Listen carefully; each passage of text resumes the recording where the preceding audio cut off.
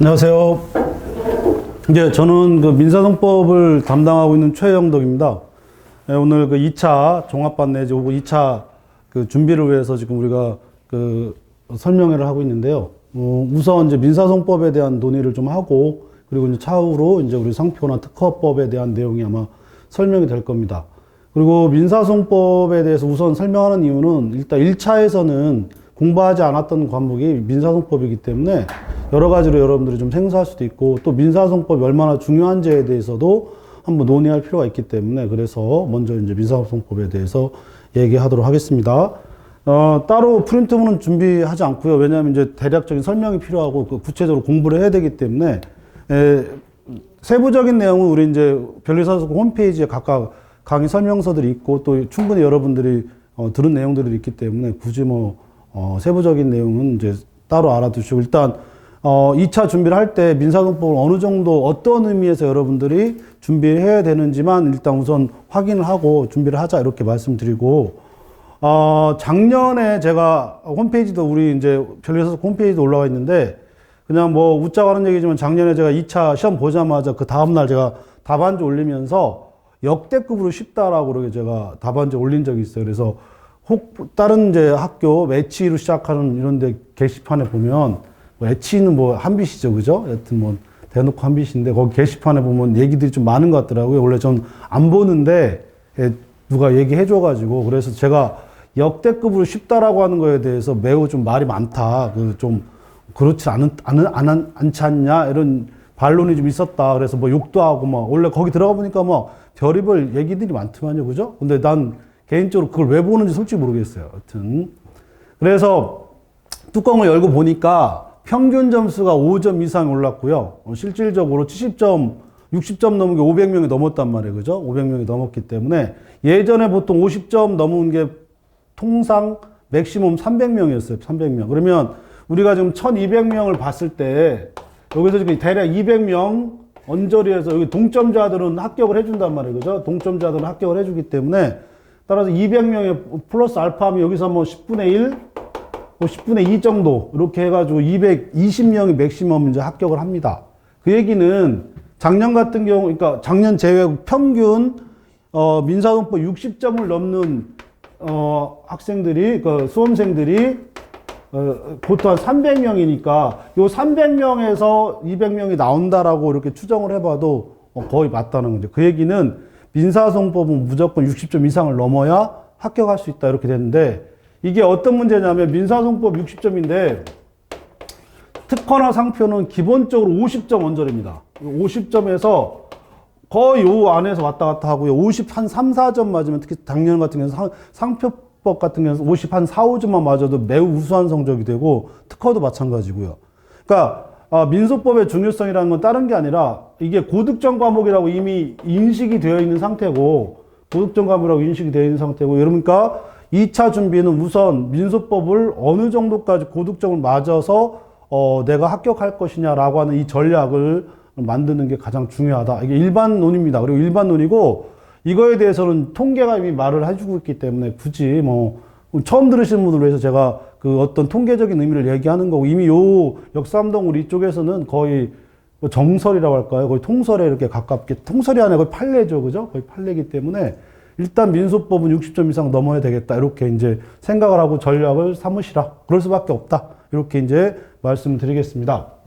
근데 제가 아까 이제 거기에서 지금 연장전상에서 말씀드린데, 작년에는 역대급으로 쉽다고 그랬고, 이 부분에 대해서 다른 학원 게시판들에 보면 최모 강사가 역대급으로 쉽다고 그랬는데 그 정도는 아니지 않느냐, 이런 식으로 많이 씹었다고 얘기를 했는데, 결국 뚜껑을 열고 보니까 평균 5점 이상이 올라갔다고 하는 건 정말 역대급이라고 생각할 수 있어요. 그러니까 55점이 60점이 돼버렸다는 얘기니까. 그러니까 평균 300명 언저리였던 것이 500명 넘게 됐다라고 하는 건 더더욱 60점 못 넘으면 불합격해지는 문제가 생길 수밖에 없습니다. 그죠? 그러면서 제가 또 어떤 얘기를 했었냐면, 작년 이맘때 1차 보고 나서, 작년 이맘때 1차 때 어떤 얘기를 했었냐면, 3월 보통 20일경에 보통 합격자를 발표하는데, 그 직전에 이제 합격자 점수에 대해서 80점 넘을 거냐 말 거냐 이거까지 왔다 갔다 했는데, 80점, 작년 81점인가 그쯤에서 합격자가 발표가 됐습니다. 그 얘기는 매우 쉬웠다. 이런 의미가 되거든요. 왜냐면 보통 한 76점에서 80점 그 사이에서 보통 평균이 형성됐었는데, 그래서 어떤 얘기를 하면 내년에 분명히 어려울 거다. 이런 얘기가 또 있었고요. 그래서 여러분한테 올해 1차를 보셔서 아시겠지만 그대로 갑니다. 그래서 올해는 어려웠어요. 비교적 어려웠고, 평균도 아마 그렇다면 4, 5점까지 내려갈 수도 있지 않을까, 이런 생각을 좀 해볼 수 있을 것 같고요. 그러니까 이게 등락이 있어요. 그리고 이게 특허청에서 원래 주관을 하지만 이 산업인력공단에서 시험을 관리하기 때문에, 그러니까 어떤 의미에서는 제3자입니다. 그 제3자가 오히려 더 어떤 문제가 있냐면 시험의 공정성에 대한 어떤 책임감이 더 굉장히 막중하단 말이에요.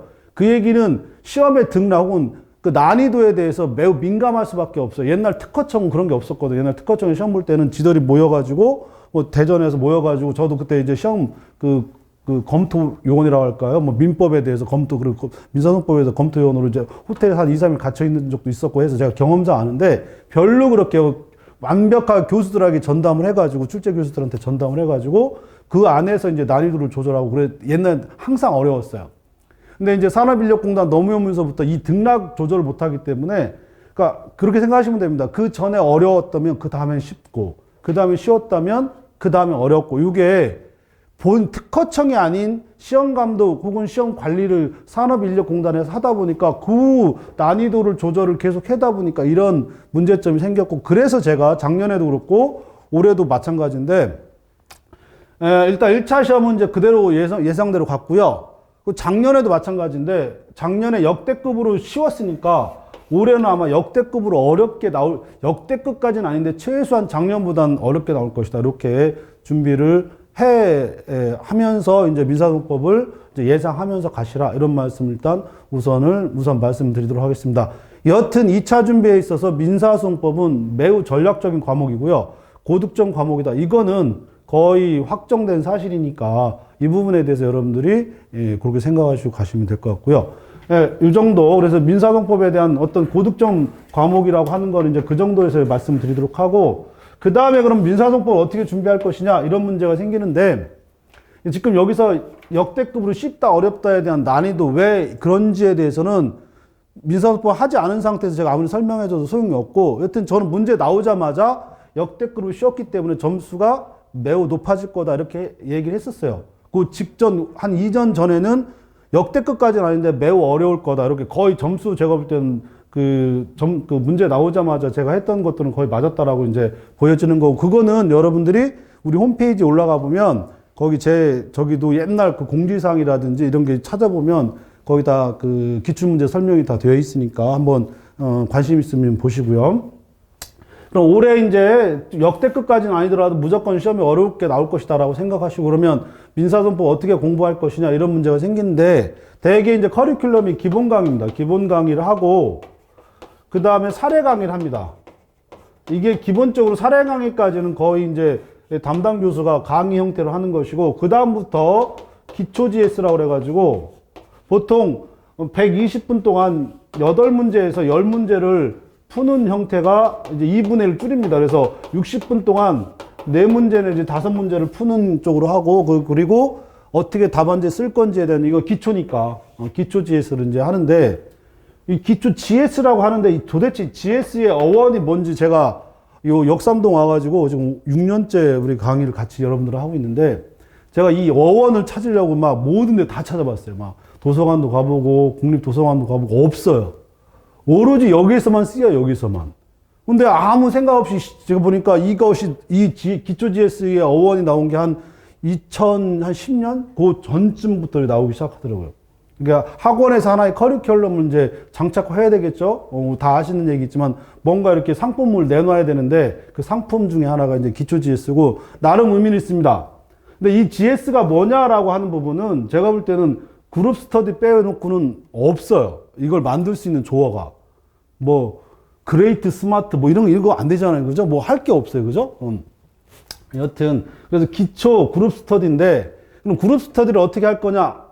이건 하면 이제 말이 엉뚱한 데로 가고, 그냥 간단하게 60분 동안 시험 보고, 나머지 2시간 동안 첨삭과 그 다음에 답안지 어떻게 쓸 건지 이런 내용을, 그러니까 사례 강의 했던 걸 이제 진짜 써보는 겁니다. 진짜 써보는 건데, 이건 나중에 여러분들이 같이 할 기회가 있으면 그때 가서 이제 하도록 하고, 그리고 나서 실전 GS죠. 실전 GS 형태로 이제 이게 넘어가는 게 일반적인 민사소송법의 대부분의, 여기 역삼동에 있는 학원들의 대부분의 커리큘럼이고요. 그리고 이렇게 준비를 해 나가는 게 제가 볼 때는 무난합니다. 이런 부분에 있어서 굳이 독창적으로 할 필요는 없고, 그리고 나름 여기 한 15년 이쪽 이 시장에서 한 15년, 20년 동안 이렇게 쌓아온 하나의 어떤 커리큘럼이기 때문에 어느 정도는 안정성 있는 커리큘럼이지 않을까. 우리 변리사 스쿨뿐만 아니라 요 학원 2-3개 있는 학원들, 3-4개 있는 학원들이 전체적인 그 커리큘럼이고, 그리고 안정화된 커리큘럼이기 때문에 이대로 따라가시는 게 제가 볼 때는 무난하지 않을까 이런 생각을 합니다.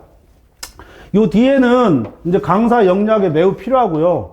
요 앞에는 기본 강의하고 사례 강의는 강사 역량보다 기초 GS라고 하는 사례 문제를 푸는 하나의 과정에서 이론을 보고, 이 이론을 사례에 어떻게 응용하느냐, 어플리케이션 하느냐의 문제가 되기 때문에 강사의 능력보다는 강사의 강의를 얼마나 본인들이 열심히 소화했느냐가 굉장히 중요한 문제다. 이렇게 얘기를 하시고, 이 부분에 있어서는 강사들 전체적인 차이는 없어요. 어차피 기본 강의라고 하는 건 민사소송법 이론을 가지고 설명하는 거기 때문에 그 부분에 있어서 어떤 문제가 생기느냐의 문제인데, 일단 여기에서 하나 여러분들한테 그냥 제 강의라고 할까요? 아니면 여러분들이 이 부분에 있어서 한번 선택의 문제가 생기는 게 있는데, 어떤 선택의 문제가 생기느냐 하면, 민사소송법 이상이라는 게 민사소송법 1조에 보면 나오는데, 공정하고 적정하고 신속하고 경제. 그러니까 소송이라는 건 공정하고 적정할 것인지 아니면 신속하고 빠르게 어떤 결론을 낼 것인 두 가지 어떤 충돌 문제가 생깁니다. 이런 민법을 하셔서 아시겠지만, 구체적 타당성이냐, 이른바 개인의 법적 정의냐, 아니면 거래 안전이나 혹은 제3자의 거래 안전이나 혹은 법적 안정성을 추구하느냐, 이 두 개의 충돌 문제가 계속 뒤에까지 여러분 학설 대립의 어떤 근거가 된다 해놓고 이런 얘기 하셨듯이, 민사소송법도 마찬가지로 어떤 공정성 내지 정의 문제와 그 다음에 신속하고 소송 경제를 추구하는 두 가지 어떤 커다란 가치 헤게모니 싸움이 있습니다. 제가 굳이 그 얘기를 하는 이유는 뭐냐면, 기본 강의부터 사례 강의까지 여러분들이 강의의 컨셉을 잡을 때 자세히 오래 갈 것인지, 일단 어떤 문제, 그리고 민사소송법 이론이 어떻게 흘러가고 그리고 어떻게 이해되고 있는지를 빨리 보고 다시 또 볼 것인지, 두 가지 중에 하나를 선택해야 되는 문제가 생기는데, 대개의 경우, 그리고 비교적 뭐 1타든 뭐 이렇게 제가 이렇게 얘기한 건 제가 1타는 아닌 건 제가 확실히 제가 인정하고 있으니까, 여기서 보면 이름 있는 강사들이 보통 한 30일, 뭐 또 25일 이상 강의를 합니다. 25일 이상 3시간씩 하니까 보통 한 70, 80강 넘어가는데, 저 같은 경우에 20일 안에 기본 강의 끝내고요. 사례 강의를 10일 안에 끝냅니다. 그래서 4월 안에 무조건 사례 기본 강의하고 사례 강의에 대한 전체적인 커리큘럼 제가 끝내주려고 굉장히 노력합니다. 그래서 보통 다른 분들보다 한 20일 이상, 거의 한 달 가깝게, 왜냐면 다른 커리큘럼 이미 나와 있어 알겠지만 보통 이것까지 끝나는 게 4월 중순 이후나 5월까지 겁니다. 그렇기 때문에, 그러면 올해 같은 경우에는 작년 7월 31일 날 시험 봤는데 7월 22일 날 우리 시험 보게 될 것이고요. 이미 이게 기간이 짧아졌고요. 열흘이지만 심리적 효과는 거의 한 달이 짧아졌습니다. 왜냐면 7월 달 넘어서는 게 아니라 7월 중에 시험 보기 때문에, 그러면 실질적으로 시험 보는 건 6, 5, 4, 3 이제 이렇게 돼 있으니까 요 4개월 안에 기본 강의, 사례 강의, 기초 GS, 실전 GS까지 해놓고 그리고 나서 다 쓸 수 없기 때문에 또 본인이 암기하거나 어떤 내용을 또 이해해야 되는 문제가 생기기 때문에, 그래서 제가 말씀을 드리는 것 중에 하나가 이제 선택하는 문제가 생기는데, 저는 여러분한테 제 강의라서 그런 게 아니라, 여기에서는 기본 강의나 사례 강의에서는 많은 시간을 허용할 필요가 없다. 그러나 안 들을 수는 없어요.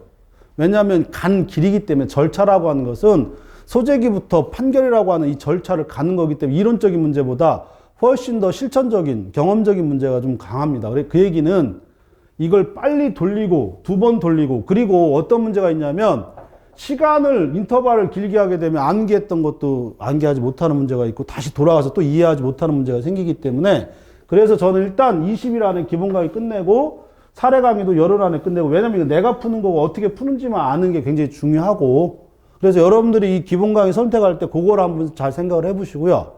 문제는 그러면 현장 강의로 할 건지 아니면 인강으로 할 건지, 일단 전 여러분한테 현장 강의를 무조건 추천합니다. 졸더라도 현장 강의만한 강의가 없어요. 인터넷 강의는 무슨 문제가 되냐면 내 눈하고 내 머리하고 내 귀하고 따로따로 놀고 있다는 거 아마 많이 경험하셨을 거예요. 그죠? 어느 순간 지나갔어요.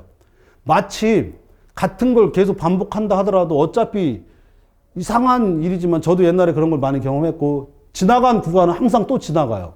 왜 그 부분만 그렇게 지나가는지는 저도 알 수 없는 미스터리인데 아직도 해결 못했어요.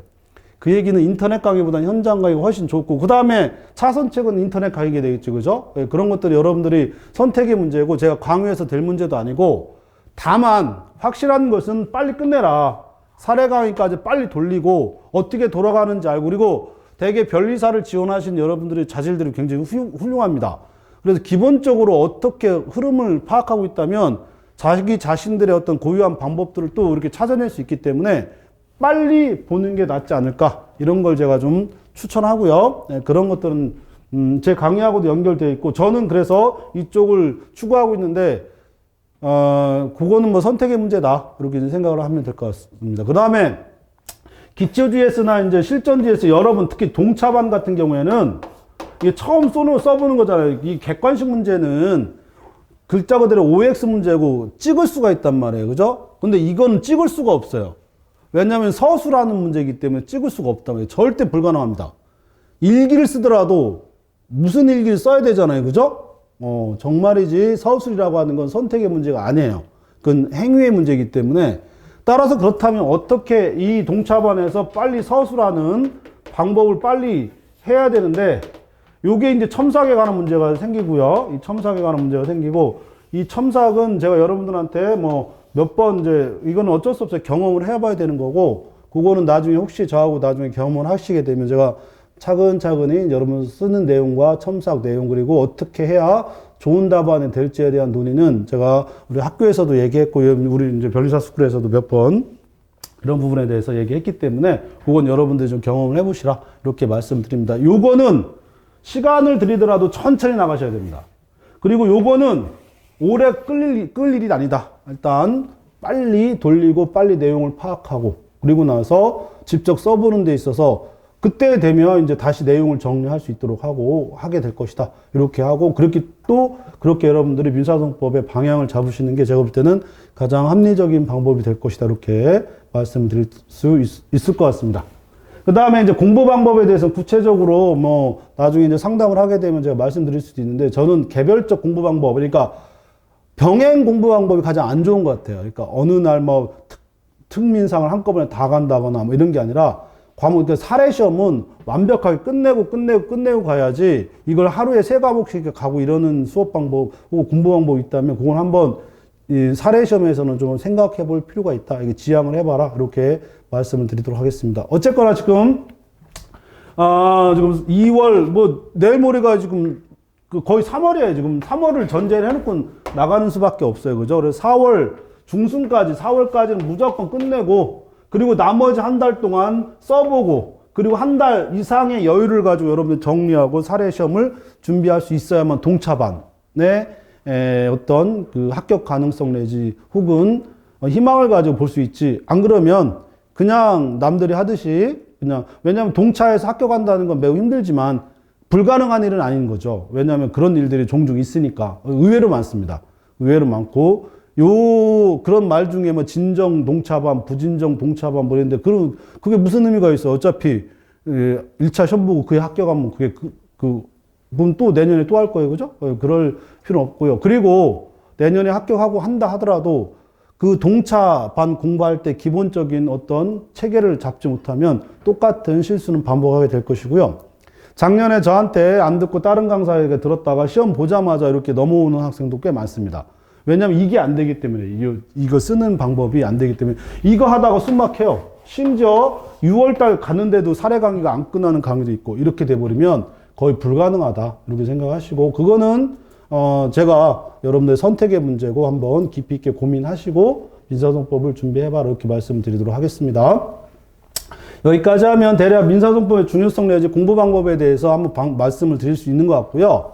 그 선택의 문제는 여러분한테 맡길 것이고, 왜냐하면 이건 경험의 문제라서 제가 아무리 여러분한테 어떤 두 가지식으로 연역적으로 말씀드린다 하더라도 여러분들이 받아들이지 않으면 소용이 없고, 그리고 이미 여러분들이 제가 얘기할 땐 약간 너의 강의가 좋다 이거를 전제로 해서 얘기하는 게 아니냐 이렇게 얘기할 수도 있기 때문에 더 이상은 제가 말씀드리지 않는데 한번 전략적으로 생각해 보시라 이렇게 말씀드리도록 하겠습니다. 여기까지 하고 혹시 궁금한 거나 혹은 또 다른 강의나 혹은 그 외 기타 내용에 대해서 궁금하신 거 있으면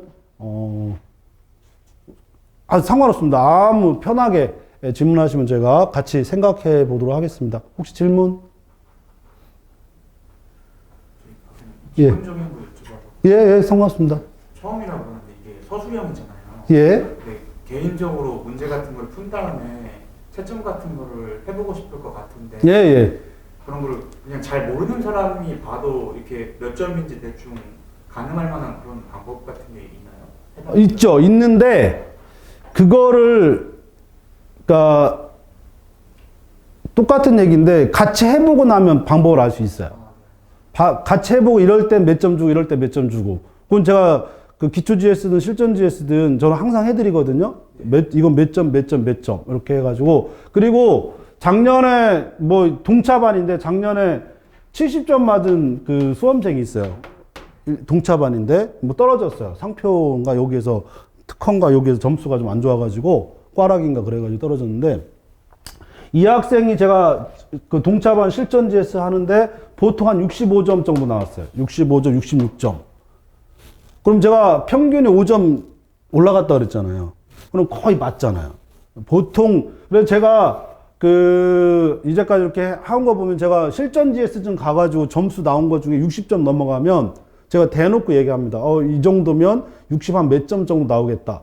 그러니까 왜 그러냐면 이 동일한 문제가 아니더라도 이건 일종의 사고 방식의 어떤 현출이거든요. 어떤 문제가 나오면 논리적으로 어떻게 풀어 쓴다. 그러니까 객관식은 OX잖아요. 판례를 암기해서 OX. 그리고 객관식의 장점은 뭐냐면 5개를 다 할 필요가 없어요. 답만 한두 개 알면 되고, 그래서 기출문제 분석하는 게 되게 중요하잖아요. 답만 알면 되니까. 근데 이거는 판례를 반드시 암기할 필요가 없어요. 이 판례가 나오면 어떤 법리에 따라서 이렇게 풀 수가 있다라고 하는 내 의견, 내 생각을 서술하는 거기 때문에 따라서 일정 정도의 어떤 그 문제 해결 능력 장착을 하게 되면 그다음부터는 점수가 떨어질 수가 없어요. 그럼 올해 이 친구 같은 경우나 작년에 64점 맞고 떨어진, 지금 작년 동차반 중에 3명이 제가 합격할 수 있는데 떨어진 학생들한테 제가 뭐라 그러냐면 A형 들어온다길래 쓸데없는지 말고 다른 거라고 하고 B형 할 때 그래요. B형. 왜냐면 B형은 완전 새로운 문제니까 내가 B형은 4월 달에 하니까 이번 달에 들어온다고 하고 내가 들어오지 말라 그랬어요. 왜 거듭 얘기하면 어느 정도의 장착을 하게 되면 이건 절대 후퇴가 없어요. 사례 문제는 뒤로 갈 수가 없습니다. 객관식은 한 1, 2년 쉬면 어떻게 돼요? 그때 나온 거에 대해서 암기가 안 되면 답이 아니면 못 풀지만 이건 안 그래. 이거는 서술형이기 때문에 어느 정도의 실력만 갖추면 제가 쟤네들 인생이 있는데 제가 왜 들어오지 말라고 하겠어요. 그렇지만 4월 달에 새로운 문제는 왜냐하면 이게 2022년도 판례를 가지고 보통 B형을 만들거든요. 그럼 이 2022년도 B형 문제는 그래도 판례가 어떻게 변동되는지에 대해서는 흐름을 알고 있어야 되니까. 그래서 제가 들어오라고 하고 그 전에 들어올 땐 제가 아예 들어오지 말라고 합니다. 이 얘기를 자꾸 제가 반복해서 하는 거는 뭐냐면 사례 문제는 한번 올라가면 안 떨어집니다. 그렇게 생각하시면 돼요. 수학 문제 있잖아요. 거의 100% 수학 문제거든요. 그래서 수학 문제에 대해서 어떤 정도, 왜 옛날에 저 같은 경우에 기초 정석, 그러니까 일반 정석하고 실력 정석이 있으면 일단 실력 정석 들어가기 전에 일반 정석을 완벽하게 하면 실력 정석 다 안 풀어도 하나, 두 개씩 풀다가 다시 또 시험 들어가면 푸는 실력은 안 바뀌잖아요. 그죠? 그런 거라고 생각하시면 됩니다. 그렇게 생각하시면 거의 맞아요. 이거 그러니까 민사문법은 거의 수학하고 동일한 그 문제 풀이 형태라고 생각하시면 완벽하게 들어맞는다 이렇게 생각하시고, 제가 수업 시간에도 그렇고 사례 강의할 때도 그렇고 나중에 기초 GS 할 때도 그렇고 수학적으로 생각하라고 합니다. 수학적으로. 그런데 해보셔야 되죠. 그죠? 그 첨삭하고 이러는 거는 제가 아무리 설명해도 할 수 없어요. 이거 느껴봐야 알고 이게 어떻게 써야 점수가 나오고 안 나오고는 이거는 하나의 어떤 체험의 문제이기 때문에 그렇게 생각하시면 됩니다. 근데 가끔 저기서 보면 저 같은 경우는 보통 30명 이상 안 받거든. 그런 적도 없지만 30명 이상은 안 받아요. 왜 안 받냐면 제가 학교에서도 그렇고 여기 와서도 그렇고 보통 22명까지 내가 해봤는데 그 이상을 하룻밤에 채점 못 합니다. 근데 토요일 날 시험 보고 나 그 다음날 왜냐하면 2주, 3주만 지나면 그때 본 걸 몰라요. 그러니까 반드시 그 다음날이나 그 일주일 전에 그 본 거를 확인해야만 그래도 남아있지. 2, 3주 지나면 모른단 말이에요. 그래서 저 같은 경우는 20명, 30명은 맥시멈으로 해놓고 제가 그런 적 없다 그랬잖아요. 보통 많은 게 22명까지 해봤는데 여튼 하룻밤에 할 수 있는 양은 제가 학교 할 때도 30명 이상을 채점해 할 수가 없어요. 그 나머지는 그거는 채점이 아니고 그냥 도장 찍는 거지 의미가 없단 말이에요. 그래서 이 얘기를 왜 하느냐면 그만큼 명확하게 점수를 산정하고 이러는 것들은 한 번은 겪어봐야 된다 이런 뜻으로 하는 얘기고요. 그렇게 생각하시면 됩니다. 그거는 뭐. 그래서 아까 여기 하는 얘기인데 그럼 교재 문제가 있어요. 여기서 이쪽에서 굉장히 잘 팔리는 교재들이 있는데 그것들이 보통 한 700페이지 넘어요. 한 800페이지 가까이 되고 그리고 글씨 포인트가 5포인트 이하입니다. 그리고 여백이 거의 없어요. 그러면 이거를 한 번 보려고 그러면 제가 볼 때 동차반들 아마 시험 보기 전에도 거의 보기 힘들 거예요. 거듭 말씀드리지만 여튼 여러분들은 자질이 우수하기 때문에 한 두세 번은 빨리 돌릴 수 있는 교재와 그리고 그 내용을 선택하시는 게 가장 합리적인 민사소법 수험 방법이다. 이렇게 좀 강조해서 말씀드리고 어차피 내 얘기 안 들으시면 할 말이 없잖아요. 그죠? 근데 나중에 느끼실 겁니다. 나중에 어느 게 더 합리적인 방법이었는지 이렇게 하고 제가 그냥 선생으로서 얘기하면 후자의 방법, 신속하게 빨리 돌리고 이해하는 게 훨씬 더 빠른 접근 방법이다. 이렇게 말씀드리고자 합니다. 또 다른 거 궁금한 거?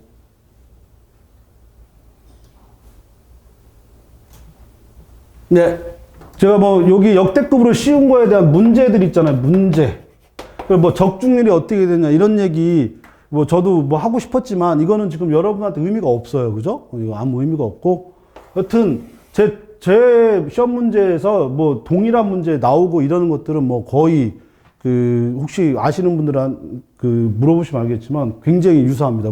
최소 GS 같은 데서 하면 50% 이상 똑같은 문제가 나오고 거의 유사한 문제들은 거의 다 이제 나오고요. 사례 문제 나중에 보시면 압니다. 사례 문제 보시면 알고 이런 것들은 혹시 우리 변리사 스쿨 다니는 혹시 아는 수험생들 있으면 한번 확인해 보시면 제 GS 같은 경우는 한번 믿고 이렇게 나중에 풀어보셔도 그 얘기는 역삼동에 나중에 해보면 한 5월달, 6월달쯤 되면 이 GS들이 엄청 많이 돌아다닙니다.